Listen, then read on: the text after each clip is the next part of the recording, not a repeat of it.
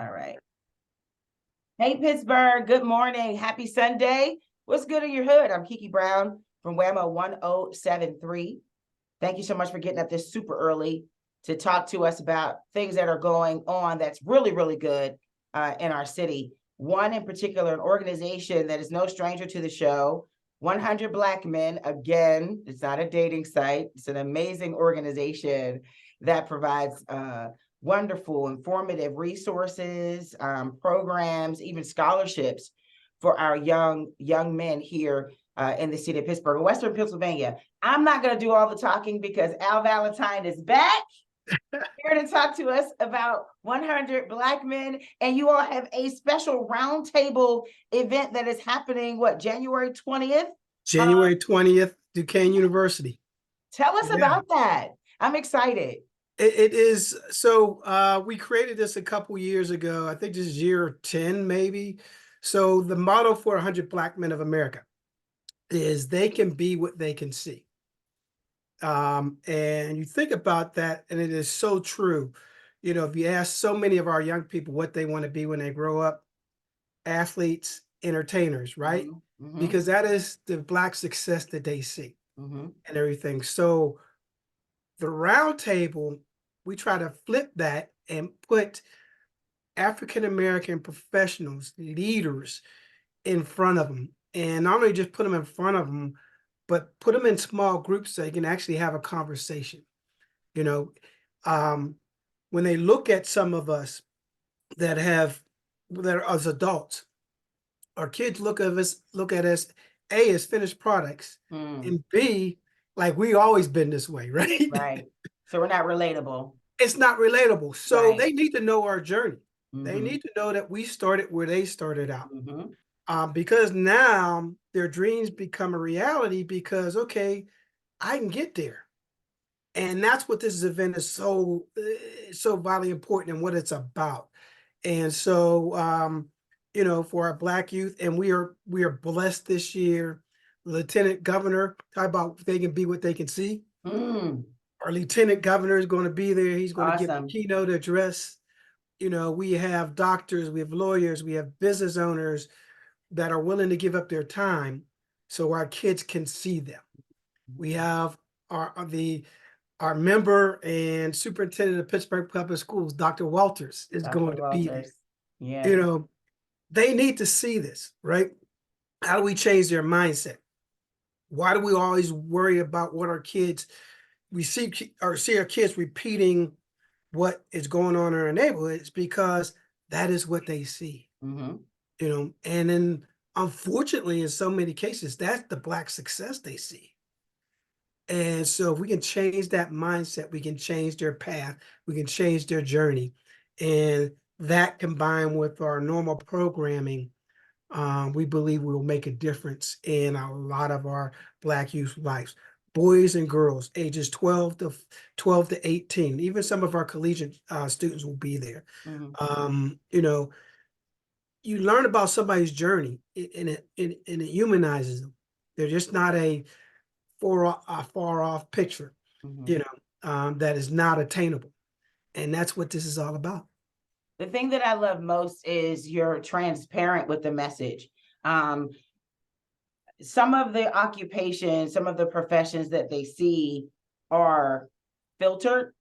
If you think of an athlete, you think of an influencer, you think of a model, they're filtered because we don't see the practices. We don't see the rehearsals. We don't see the many times they took the picture or made the reel and added this and added that and cut and spliced and edited things.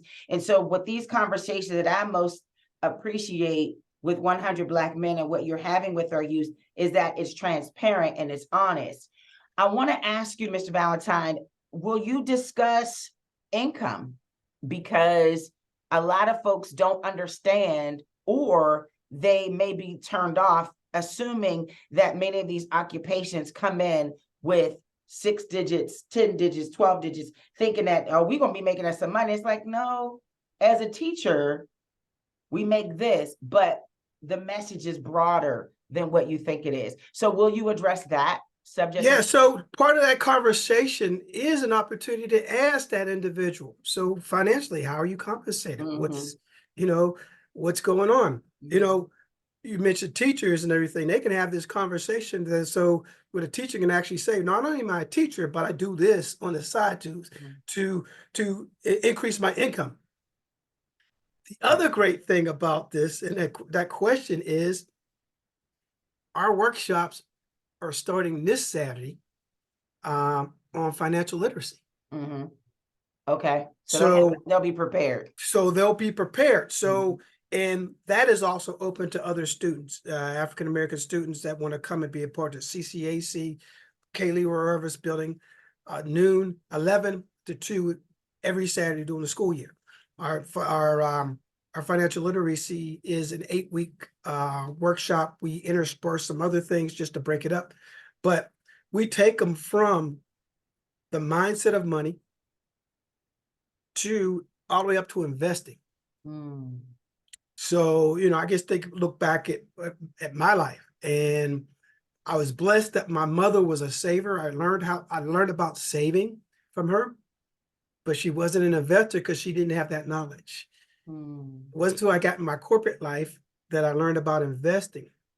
And if someone had said to me, the secret to this whole thing is making money while you sleep, I'd have looked at him like, you're crazy. What How are do you you make talking money while you about? sleep? Right. That What are you makes no talking sense. about? But Yeah. there's ways to do that. And the other communities know this. And not only do they know it, they participate in it. Mhm. So if we can change our youth mindset in terms of that, and it works. I know it works because having conversation with some of the alumni that have come through our program and where they are now and what they're doing, you know, They were I paying know it works. attention. We've changed some minds Mhm. and they're off and running, and everything. So the financial piece is there, and that's part of our overall arching workshop. We run that every year because of the importance of it. To change our mind, change our money mindset, change our access to generational wealth, change our communities. This is an economic country. Yeah. You know, you look at what's going on in the politics right now. No one's paying attention to what some of these fools are saying. Forgive me for that, but they're paying attention to the economic message that you're delivering Mhm. and how's it affecting them. This is an economic country. We got here because of economics. You Yep. know, Yep. so we got to learn how to play in the game. I mean, even that when you and we don't have to labor on that too long on this subject too long as far as politics is concerned. But the message is, you're the right candidate if you can raise enough money. Just recently, former Governor Christie talked about Nikki Haley and how she raised this much money. You couldn't. So it is about the money, and it is definitely a conversation to be had. Also, education, Mr. Valentine. I want to talk about that because a lot of the professions require a degree, and I have a degree in business management. I'm halfway through my MBA. Oh God, it's taken forever. But then you have other people who are doctors, and sometimes to our youth, it's intimidating. Oh, it takes too long. It takes too long, but it is absolutely necessary, especially if you expect to get this salary that you think you're going to have in this Absolutely. profession. So, will you talk on education? Absolutely. We're constantly, that's our mantra, education. Mm-hmm. And, Mm-hmm. and education doesn't have to be formal, right? Yeah. So when we say education, that to get some of these jobs, it requires education. That could be skill set training, Yeah. right? The labor market, they are desperate for laborers, right? So Yeah. if you can build your skills to be a carpenter or welder, you can go on and have a very financially successful life, Mm-hmm. right? You combine that with understanding how to use your money and not let your money use you. Mm. Now you're Right there. now you're all you got everything that a doctor has, Right. right? Right. And in some cases, you're better off because you don't have the debt. We had Dr. Bullock spoke to our youth last week. He's a member of the 100. We talked about the alternative route to getting your 4-year degree, including a 2-year stint at CCAC, and getting to the point where you can actually achieve a 4-year degree with minimum to no debt, because you start there because of the cost effective efficiencies of attending a community college. So there are alternative routes to getting there. Our theme for our program this year for our youth is "You Have the Power." And all this that we're asking, all this that we're talking about is getting them to understand that you have the power. You know, your route through life is not dependent on anybody else but you. You know, I tell them God made us. He gave us everything we need to be successful. We just got to pay attention to it and leverage it and use it. Yep. And the more you understand that, the more you understand that you are not your surroundings. You are who you decide you want to be. You mentioned a lot of different different representatives who are from the education background, sports. What is the I don't want to say popular, but yeah, I guess that's a word I could come up with, occupation that the youth are expressing that they want to be a part of? It's interesting. I hear a lot, particularly from our youth. They want to be entrepreneurs. They want to create their own path, right? So, I know I wasn't thinking, I mean, I still get it from my mother. It's like, you go out and get that good job, get those benefits and but our youth now are thinking more in terms of creating their own path. They're willing to take on the risk because they know what the rewards are. Yeah. And you decide, what better place to be in life than be deciding your own success. Yeah. Right. You define what your success is. You work for corporate, every year is this is that time of year, right? The annual reviews. They've decided whether or not you're successful or not necessarily you. And if you're going to continue or not. Yeah. And exactly. So the entrepreneurial path is really front and center for a lot of our young folks. And it's interesting to see. We have a young lady in our program now. She's an artist, brilliant young lady. I think she's a sophomore in high school. She's already started. She has an art website that she's selling her art. And she's also got a program where she's teaching other young people the experience of learning of art. So, and this young lady, Destiny, we've seen her blossom from the quiet young lady that was there because her father was bringing her and her older brother to now being front and center as a leader in our program and flourishing. She was on our financial literacy team last year that went to our national conference. That's the impact that we're seeing with our young people. So, in a lot of instances, we're giving them tools to pursue their dream. What's better than that? I know that you're going to have some folks from the media there. And unfortunately, I cannot attend. I have a conflict with my sorority, but please keep me in mind as we've talked off camera. Keep me there, in your heart to have me involved. But I was having this conversation, Mr. Valentine, with someone here at the radio station, and I'm growing up in radio. I've been in radio close to 25, close to 30 years. I used to see, it was frequent that we would see a lot of young people come in as interns because they had the desire to want to work in media. It's not like that anymore. Yeah. And it's frustrating because we're getting older and we have these batons that we want to pass. So how can, I don't know if you can answer this, but how can we as an organization, as a platform, and even other businesses, make ourselves attractive enough to bring in these young folks to want to strike their interest? I don't know if you can answer that. Maybe you could touch on it at the panel discussion. I mean, at the round table, but how do you respond to that? I think for our young people is exposure, right? Okay. And exposure creates that realization that it's a possible path. So, I know you're out in the community and everything and sharing that and, sharing what you do. You Hmm. know, when I teach financial literacy, I talk about investing and I always relate it back to that scene in The Wizard of Oz where they're back. They've done what the wizard had asked them to, and they're still scared to death of this wizard because it's this big booming voice and Hmm. everything. And it isn't until Toto jumps down and pulls the curtain away, and they see this little old man back there, and they're like, "Wait, what is? He's just like us, Right. right?" And I think, particularly for our youth, so many of these career paths are exactly that.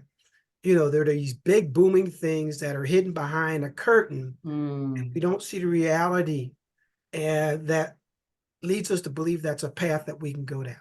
You Mm. know, you know, they put us, they put you on a pedestal, right?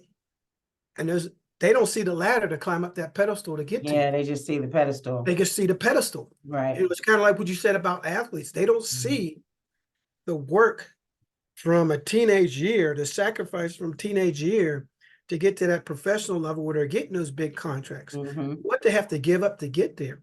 And then, so they're not able to make an informed decision, and I think that's one of the things we try to do as much as possible. So one of the things the roundtable does, it pulls the curtain away and they see a person that looks like them, that hearing their story, they know that they started like them and they got there. Now, let me find out what it took to get there. Hmm. Because I think I have that, Hmm. you know, or if I don't have it, I know I can get it. And I'm setting my eye on that prize. And it's more fixated because it's more attainable because I've seen you Mm. and everything. And that's what the roundtable is. That's what we do as a whole with 100 Black men. I'm glad you put that out there. So folks are out and about, they're listening this early Sunday morning and they're like, you know what, I want to learn more about this, or maybe I want to bring my son or daughter. Is it too late? Do you have to be a member of 100 Black Men? How can you Absolutely get more not. information and be involved? Yeah. So you can go to our Facebook page. Um, you can find us first. I think it's WPGH 100 BM. WPA PGH 100 BM. We're easy to find on Facebook and everything. You can go there. We're posting the flyers. Mhm. We thank you because you've been posting the flyers. There's a QR code on the flyer. You can go there and register. You can send us an email at pgh100bm at gmail.com. You can do that. You can go to our website and get in contact with us. Um, we're on Instagram as well with this information. So yeah, Mike Carlisle is our chairman of mentoring. He's been in the community for years. A lot of people know him. Grab him. If you see me, grab me. Mhm. And everything. My direct email is alvalentine.100wpa@gmail.com. Send me a message. I will respond to you, get you all set up to attend. It's boys and girls, 12 to 18. Mhm. And we would love for you to get exposed to the 100 during the Mentor Roundtable and then make your way over to the Saturday Academy on a regular basis to be a part of that. You know, When is financial the literacy. event and where is it? I'm sorry. The event has got Duquesne University. It's at the Student Union in their ballroom. We're starting at 11 a.m. on Saturday the 20th. We'll go until 2 o'clock. We're including lunch. In fact, the first rotation with our students is having lunch with a person sitting there, with a professional or leader sitting there. So you're having a lunch conversation. We're just excited about it. We're just excited, and because we've seen the impact of these things. Mhm. We've seen mentorships form in fields that these young people want to pursue. We've seen internship opportunities come Mhm. out of here. job shadows. So you think you want to do this? Come and work with me for a day. Come and Nice. sit in with me for a day.